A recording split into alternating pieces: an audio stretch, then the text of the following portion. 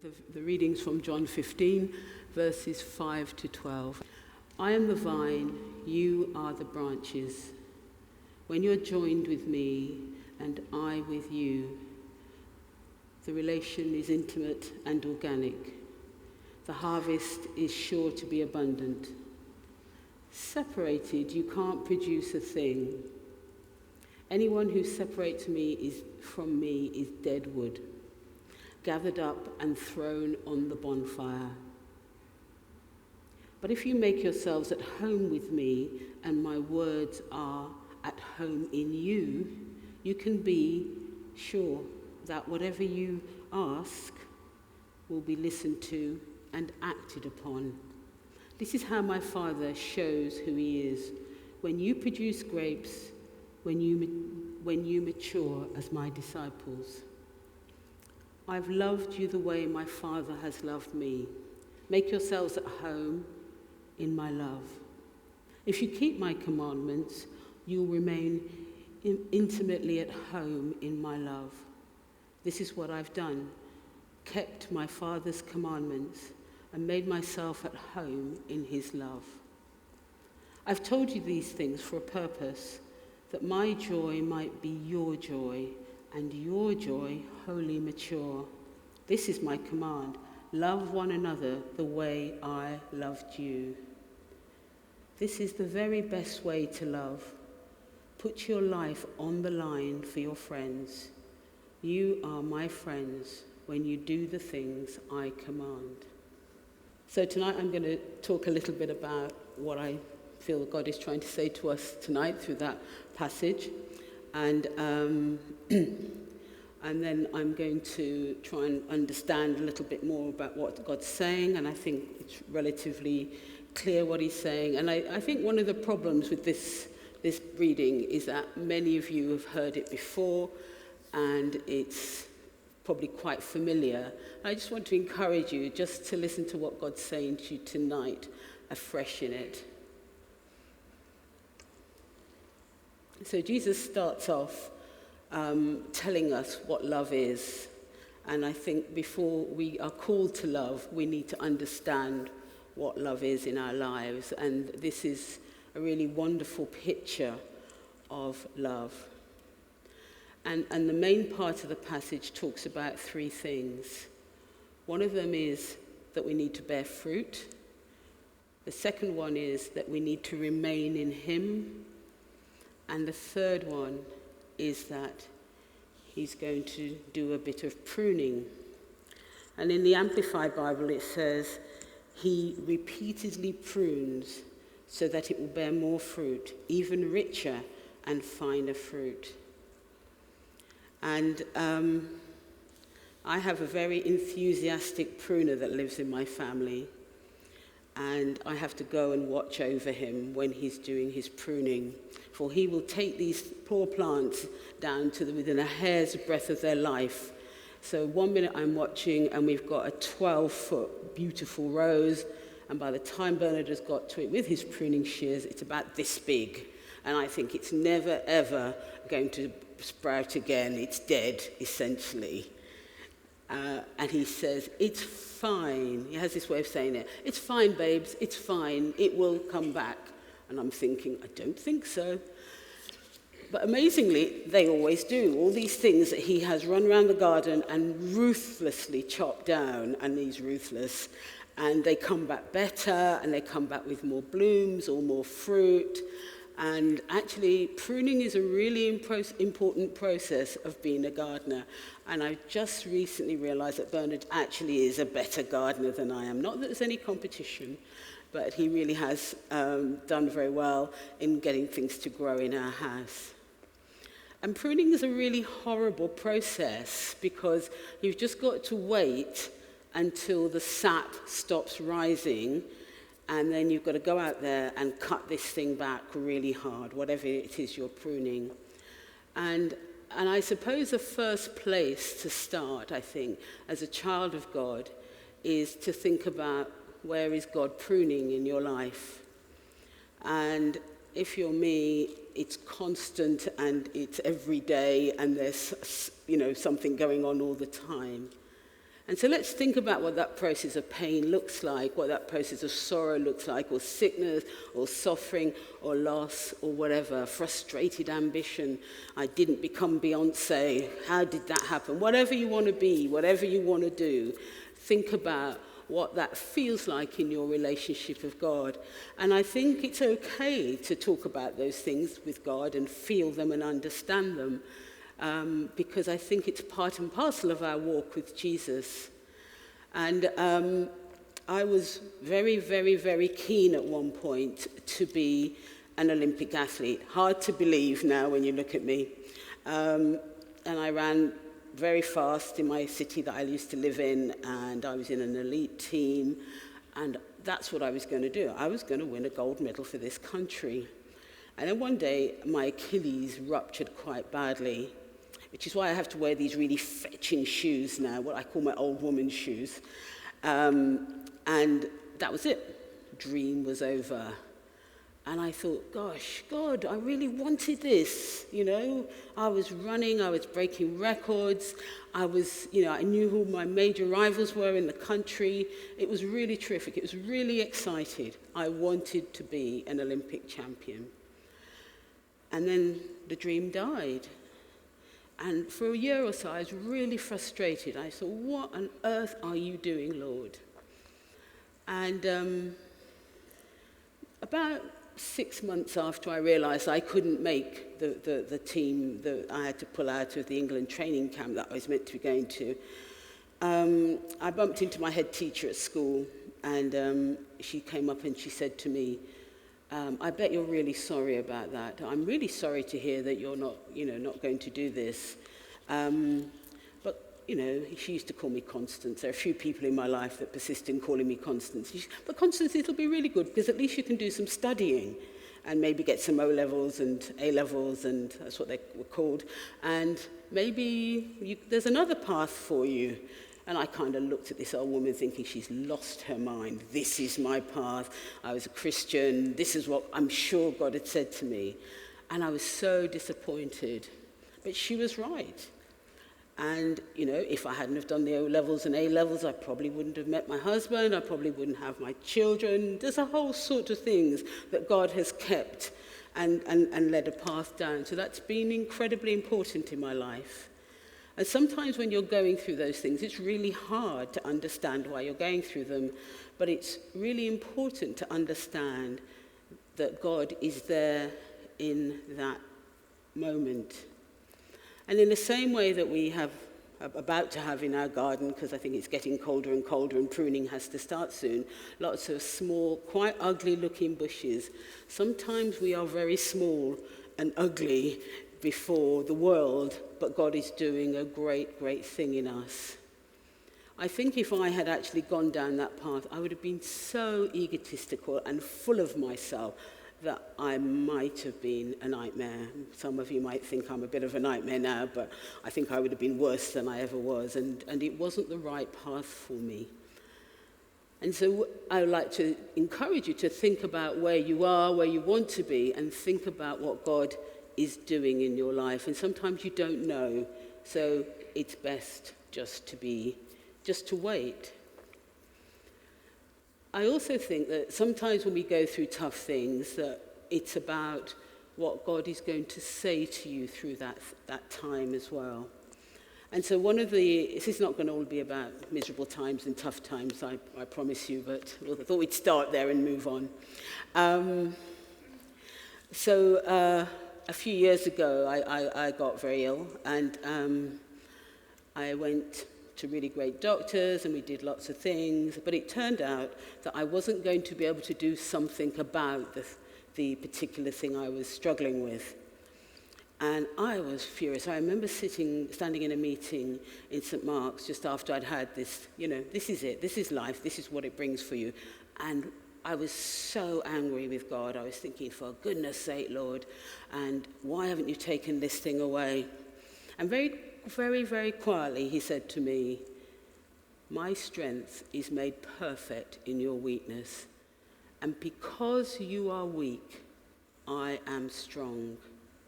And so I still walk around today with a really key physical ailment, but I know that God takes me through the days. He takes me through those moments. And so I think that pruning thing, I want you to encourage you a little bit about it, because we're all kind of doing whatever it is. It might be a man or your health. It might be money. Whatever it is, God will take you through it. I think the next thing that are really important when you are trying to deal with the big rocks or mountains in your life is to work out the best way to deal with them. And it's very straightforward here. It says, anyone who does not remain in me is thrown away like a useless branch and withers.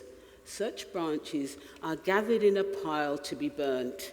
But if you remain in me and my words remain in you, you may ask for anything you want, and it will be granted. When you produce fruit, you are my true disciples. This brings great glory to God. What is the fruit? What is the fruit?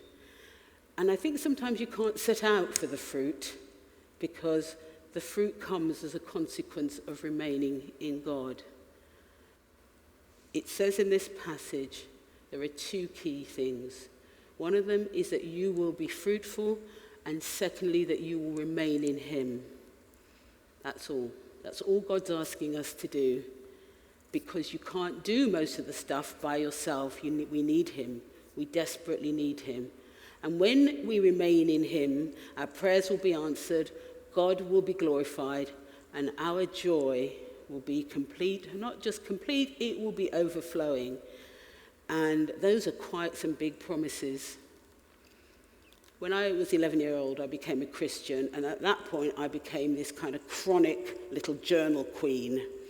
And I used to have to hide them and buy locks for them and tuck them under my pillow, because I had to share my bedroom with an awful lot of nosy sisters. So I had this strategy of hiding this thing.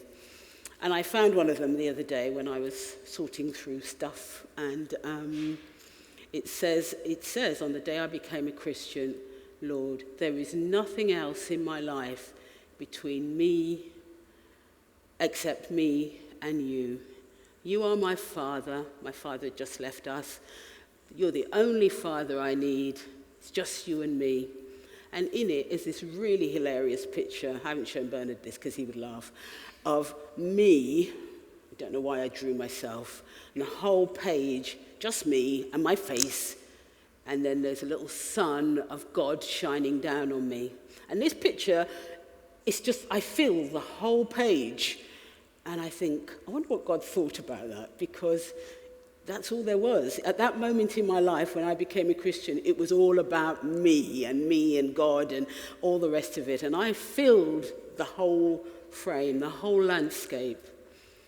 And I can still write that in one of my journals, but I'm about this big now, and the rest of it is Jesus. And I think, where have I walked in all these years?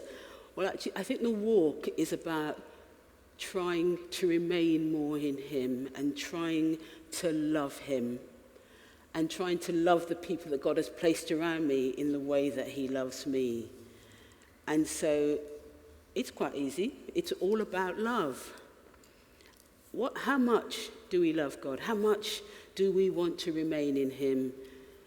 Do we want to remain in him just when we're at church or at school or wherever we work?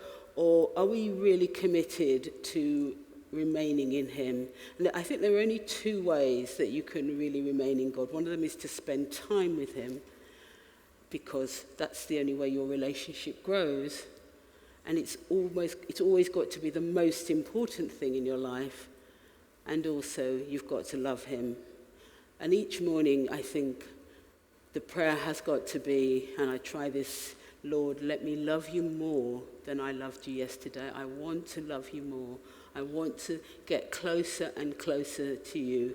And even though at 11 years old I thought I was there with my big picture and my little God, I've now become a very small Connie in this picture and a very, very big God. A God that the more I get closer to him, the less I know of him. The more I draw him, the more I can't begin to manifest what he looks like. And all it does, it just shines my imperfections, on me. And then I have to just ask God to do more, because Lord, really, I don't mean to do this and I don't mean to that. And I think God is talking to, Jesus uses this wonderful, wonderful picture, and I love the fact that God talks in stories to us, because stories are such a lovely way of hearing things. And this is a story about how God wants to deal with us. He does not want us to become separated. He doesn't want us to become deadwood. He doesn't want us to be gathered up and thrown on the bonfire because there is no health or no sap in us. What he wants to do is, as it says in the message, is for you to make yourselves at home with him. And whatever you ask will be listened to and acted upon. And that's just really lovely, because I have this picture. When my kids wanted my attention when they were smaller, they would do this. They'd hold my face. Sorry, it makes my mic go funny. They'd hold my face and they'd turn it to their faces as if, this is the communication moment, Mum, I'm trying to speak to you. And I think that's what God wants to do. He wants to reach out to our faces and hold them and look at them so that we can remember to talk to him. And that's a really lovely picture of how much he wants to communicate with us. And I think if we think about the things that stop us being fruitful and stop us remaining in him, it is the world. It's the stuff that comes at us. It's being cool when you're a teenager, not wanting to tell people you've been to church the next morning when you go into your office. It's all those things. It's about not being faithful to who you are. It's the lying, the whatever it is that you struggle with. Those are the things that stop us remaining in him. And Jesus just wants us to act like we're at home, take our shoes off, lie on the sofa and hang with him, and hang in worship, because that's incredibly important.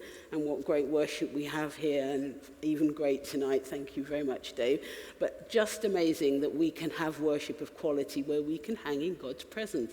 That's what he wants us to do. And I think the more you learn to rest in his presence, the more I learn to rest in his presence, the more I hear from him, the more he speaks to me. So, are our prayers going to get answered? Is God glorified? Is our joy complete? And I think this is a process. I'm not saying that anybody hasn't got it right. But I think that we need to begin to think about moving on and pressing on into that relationship with him. It's all about Jesus. And I could say that when I was 11 and got saved, but I can say it with such a certainty at whatever age I am now, old. It's all about Jesus. That's my waking moment, my waking prayer, my sleeping prayer. Lord, what have I done well for you today? Oh, not very much. Lord, help me to do a bit better tomorrow, please, and to remember to do all those things that I need to do. And that wonderful love relationship that he's dying to have with all of us, because we're looking for so many things in our lives, in our work. We're looking for things from Jesus, from the world, that actually can't begin to fulfill Jesus' needs and Jesus' love with us. So, sorry, just seeing what was happening there. In our lives, there are so many things that press in on us. You know, we've got a difficult society, we've got knives, crime, hopelessness, poverty, refugees, which breaks my heart. Just so many things that helps us to really be able to look to God, because the world doesn't have the answers. Politics doesn't have the answers. Jesus has the answer. And I'd like to encourage you, just in those moments when you're thinking and you're struggling with what is going on, Lord, Don't look at the situation, but look at Jesus, because Jesus is going to take you in through that situation. He is your vine, you are his branches. His life will flow through you. And I think one of the final things is the idea of fruit. And the more you're pruned, the more fruit. The more you prune, the more fruit. And incredible fruit can come from these trees that are really heavily pruned. And bumper harvest after bumper harvest. And that will be your life. That will be your life filled and centered on Jesus. And I think with that also comes a call to us as a church, not just to love Jesus, but to love each other. And perhaps the biggest struggle in our churches today is disunity. Have we got people in our churches? What are people thinking about the way we live our lives? And the key test of how we function as a church, as we seek to go out and speak to people, as we go out and tell people about Jesus, is they need to see us loving each other, not judging one another, but loving one another. And in the last few months, we have some really good friends, and we've been thinking a lot about offence. And when we get together, we talk about times that we've caused offence and who's been offended. And we've been really good friends with these guys for many, many, many years. I was at university with them. And we have decided not to take offence with each other. We are going to love each other, and we are not going to take offence. And I just think, actually, this is a really great principle for church life. If we do not take offence and just love each other and not judge one another, then the love of Jesus will really flow out through here.